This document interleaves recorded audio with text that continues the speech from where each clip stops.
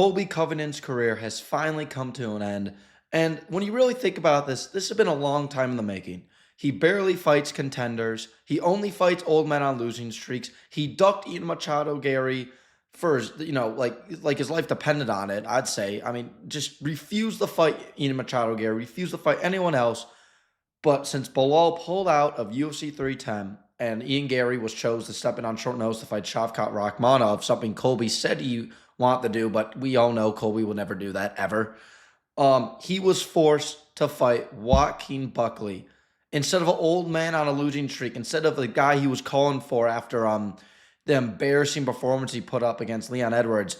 You know, he was calling for, oh, I want Wonderboy Thompson. There's beef. He was saying stuff. You know, trying to just make up a narrative that he should fight Wonderboy Thompson to get a free win, even though, who knows, maybe, I think Wonderboy Thompson could honestly beat Colby Covington.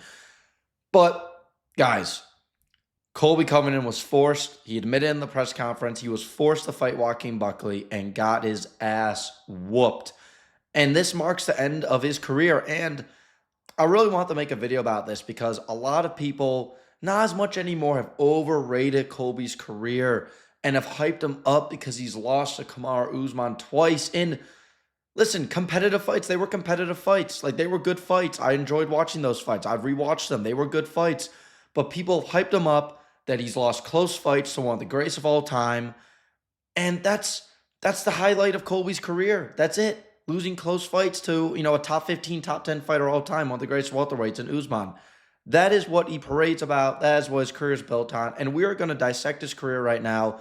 And also, after we go through Colby's career a bit, we're going to go praise Joaquin Buckley because apparently Dana White could not do that at all. If you watch the press conference after the fight, after Covington, Buckley, and Tampa Bay, he had no praise for Joaquin Buckley at all during the press conference. It's embarrassing. He's no longer a promoter. He just cares about Colby Covington because, you know, I think really Dana likes how Colby Covington pushes, you know, Trump politics. Dana also pushes Trump politics at, UFC 309. I mean, Donald Trump walks out. Obviously, we always know that, you know, Trump walks out. They put the camera on him. It's a little annoying because it's like, guys, like, just keep, I don't care who it is, just keep the politics out of the sport. But, you know, I'm already used to, you know, having the camera on him and you know, whole broadcast stops to let Trump make his entrance. But then after that, Dana White put out a hype video for Donald Trump. And I'm just like, okay, like, I already knew that he was pushed, you know, giving Colby Covington undeserved title shots and, you know, defending him, covering for him when Colby would duck fighters.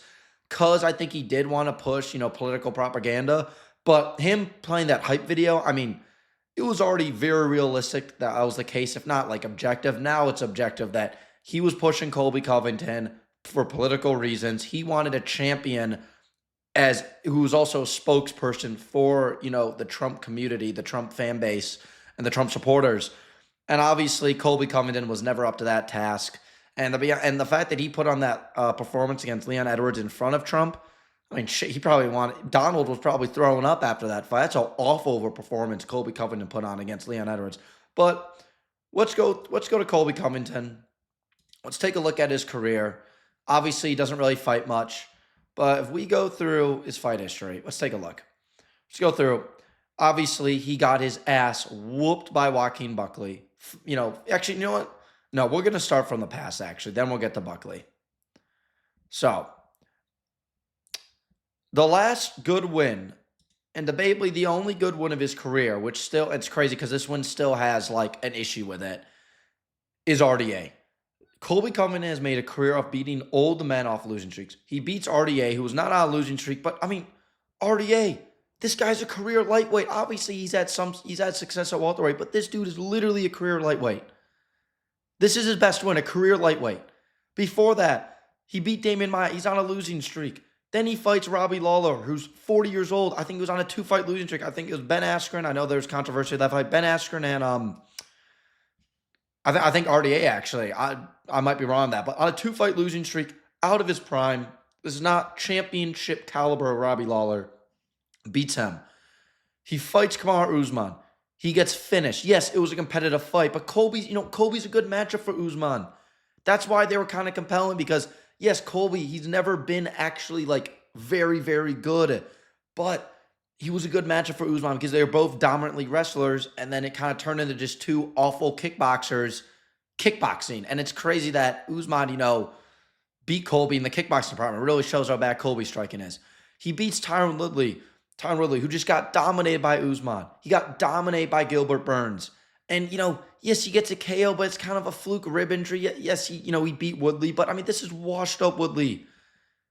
Woodley after this got KO'd. Then he got KO'd by Jake Paul. I mean, this is not prime time on Woodley right here. This is not a good win. He gets the rematch of Colby. I mean, well, not Colby. Colby gets a rematch of Kamaru Usman. Yes, it's a competitive fight. It was a good fight. It's a close fight. Clearly loses this fight. And keep in mind, after every one of these losses, to Usman, to Usman again, a litany of excuses. Actually, we're getting more excuses, but I got robbed, Usman, he didn't win that round. He knows excuses after excuses. Then he fights Jorge Masvidal, which, once again, he's on a losing streak. Got dominated by Usman, then got knocked out cold by Usman.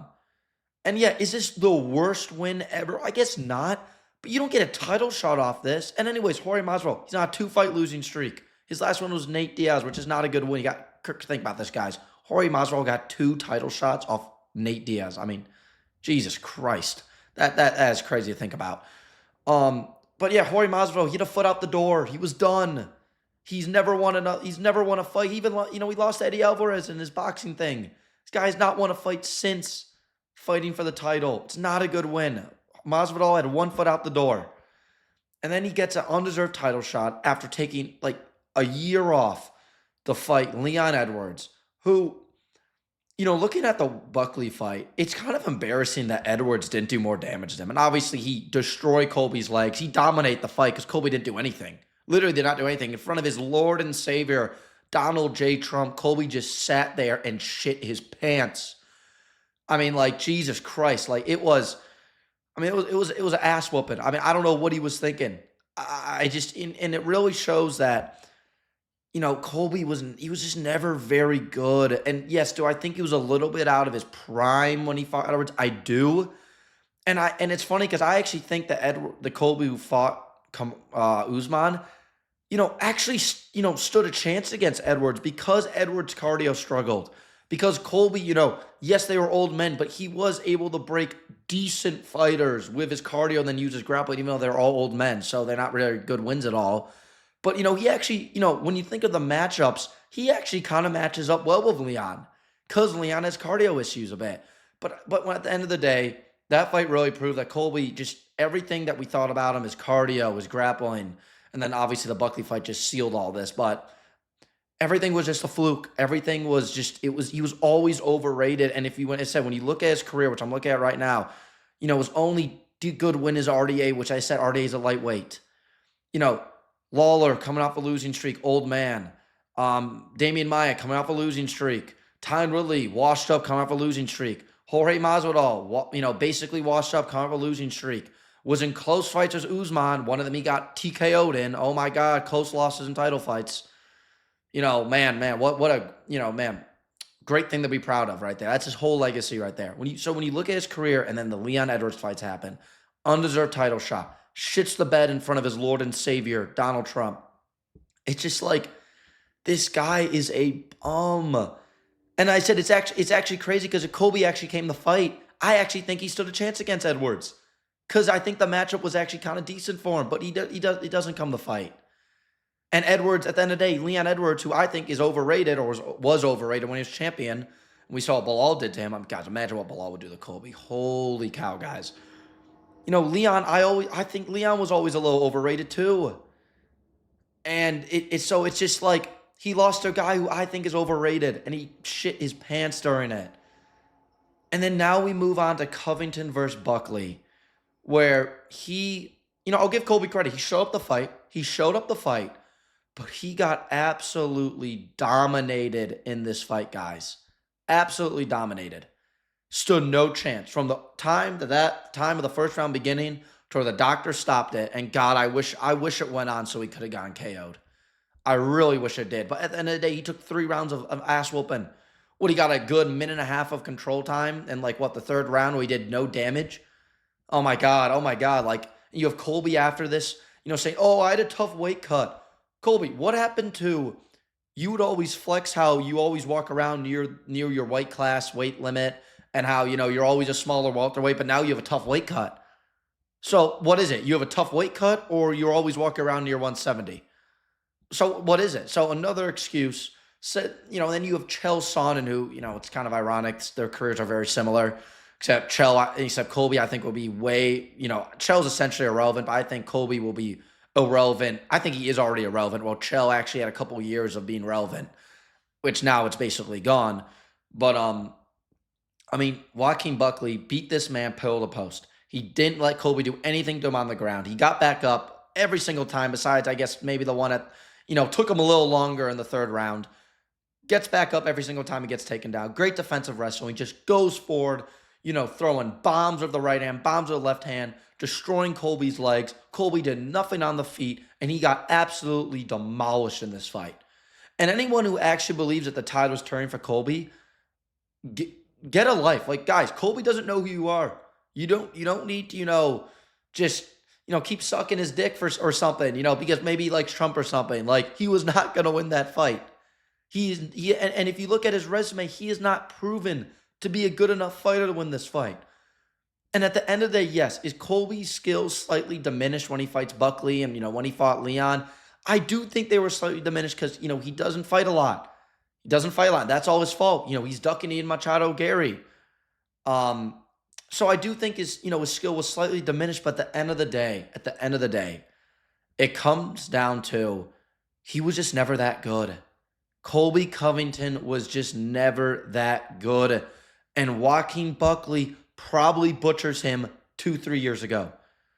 If they put Joaquin Buckley, what was it? UFC, let's see. I think it was 273. Actually, let me check. No, it doesn't say right there. But I think UFC 273 where he fought Jorge Masvidal. If you replace Jorge Masvidal with Joaquin Buckley in that fight, with the Joaquin Buckley we have right now versus that Colby, Joaquin Buckley, maybe it's a tiny bit closer, but Joaquin Buckley at the end of the day still butchers him and eventually TKOs him, or just 5 rounds of beating the living shit out of him.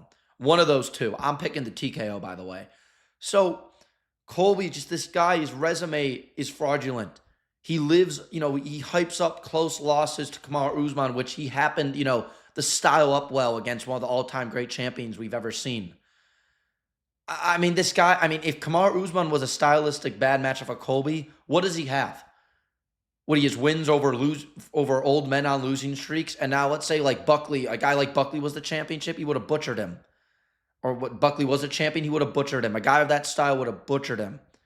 So God, this guy, and of all he talks, all the excuses he's making, I think I remember in the press conference before he fought Buckley, he was like, "Oh yeah, I got altitude sickness before I fought Leon." Like, shut up, man. Shut up. And yes, I'm glad he actually tried the fight in the Buckley fight, but you saw it didn't matter. It didn't matter because he is a bum and he's never been that good. He has one good win. One actually good win, and it is over a lightweight. That essentially sums up Colby Covington right there. One good win that happens to be over a lightweight, and he ducks hungry up-and-comers like his life depends on it. And as I said, he finally was forced to fight Buckley because the UFC probably went up to him and was like, "Listen, Colby, we cover for you. You say you want to go fight Shavkat. Of course, he starts calling out Shavkat after Shavkat gets a fight book. It's like he does with Hamzat. Hamzat moves up to middleweight. Colby says, "Oh, Hamzat was scared of him." Dana White's covered his ass for that for years.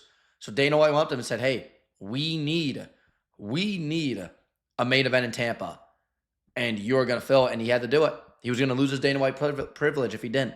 So, and in a way, I want to actually kind of feel bad for Colby because, he puts on this character, which I actually, when you do put on a character so much, I'm not going to say you put on a character. That's who Colby Covington is. I really do think he believes the things he say. At least I think he believes a good amount of it. Too much of it, let's just say that. And it's kind of sad, but when you see the things, he says about people, like he says about Leon and stuff like that, and anyone, Ian Gary attacking his wife based off falsehoods. It's just, this guy's a piece of shit. He's a piece of shit. And you know what? I really hope they book him versus Ian Machado Gary because Ian Gary can whoop his ass. Book him, but I mean, they're probably going to book him against Wonder Boy, so he can maybe beat Wonder Boy. Even though I could see Wonder Boy beating him, I think Colby's that bad. But Covington with a grappling probably gets it done. But the UFC will try and give him a favorable matchup because who else does he beat? Who does he beat in the top 15? He's not going to beat He's not beating Kamaru Usman unless Usman just washed all of a sudden because he also isn't fighting. But I'm picking Usman any day of the week over Colby. He's not beating Leon Edwards. He's not beating JDM. He would butcher him. Sean Brady would dominate him. I mean, he's not beating Machado Guerrero. He's obviously not beating Joaquin Buckley. Maybe he could be a guy like Vicente Luque. Even though, I'd probably pick Vicente Luque. But what, the two guys he could maybe beat in the top 15, obviously, I don't have it in front of me right now, so I'm missing some guys that would absolutely demolish him. Or what, Wonder Boy and Vicente Luque, two dead bodies. I mean, and they're going to give him one of those. So, he can go beat them and then, say I'm the best in the world, then retire and then become a big podcaster and, which he probably should have started a lot earlier because no one gives a shit about him. So Colby is done. Enough about Colby. Let's give the man of the hour, Joaquin Buckley, some praise because Dana White couldn't do it himself. Listen, guys, let's remember where Buckley was, before this year, before he got on this winning streak. You go look. He gets KO'd by Chris Curtis. He loses to Amanov, which are not these are not bad losses, and he looked really good in the third round against Nasruddin, but it just wasn't enough. Loses to Buckley, he moves down to welterweight. Knocks out Fiallo, decisions, beats Moreno, not the greatest wins. Makes Vicente Luque quit and KOs him. It looked like Vicente Luque bet on Buckley. It looked like Vicente Luque sold that fight. That was a weird fight, but still dominated him. Oh my God, I'm gonna butcher this guy's name. Ruzi Boyovs. I forget I even say anything. I'm so bad with some of these names, guys. Was kind of in a close fight with Wonderboy Thompson. Knocks him out though. That was a nice knockout. And then he gets Colby Covington and absolutely butchers him. Butchered him like Colby owed him money or something. Knocked him out like Colby said something about his family, which I'm surprised he didn't do more of, honestly, against Buckley. So absolutely domination. This guy Joaquin Buckley, he deserves a big fight in his next fight. That's just a fact. He deserves a big fight in his next fight. And when you think about matchups for him, because I think he's ranked number 6. Not that, rankings, in my opinion, don't really matter much. But when we think about who he should fight and who I think he should fight, I think the best fight for him, honestly, is Leon Edwards. He put up Leon Edwards, Kamaru Usman, Bilal Muhammad. Usman got, he was in the crowd, I believe, in Tampa, so he got the most buzz.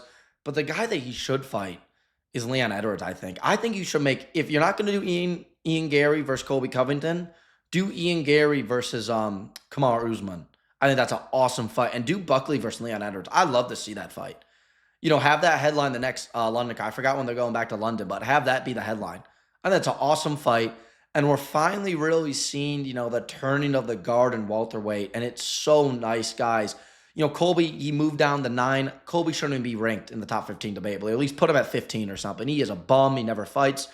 And now you have new guys like Ian Gary, who's coming off a close fight against Shavkat where, everyone thought he was going to get dominated. But if you really understood Ian Gary's game, you understood that he came in the UFC with a grappling background, and you also realized that Shavkat's not really dominating good grapplers on the ground. You knew that fight was close to 50-50. And, Ian Gary, elite welterweight. Shavkat, elite welterweight. Bilal Muhammad, unbelievably good fighter who's the champion. You have JDM. You got, Joaquin Buckley now, who's going to get a big fight. You still got Leon Edwards, who's pretty young. So welterweight's finally, getting these older guys out, and Usman's probably the next one to go out if he fights again. Who knows when that's going to happen? But it's good to see the welterweight division great again, and it's great again without Colby Covington, which is pretty ironic when you think about it. But it's just, Joaquin Buckley is just. He's putting together a really nice winning streak, and he is one fight away from a title shot, debatably, which is crazy thing. Imagine before this year, you said Joaquin Buckley is one fight away from a title shot. I mean, who would have thought that? And Dana White, please give the fighters who are one fight away from a title shot, fighters who deserve a big fight, fighters who are coming off amazing performances like Joaquin Buckley, please give him more promotion and praise in your press conferences, man.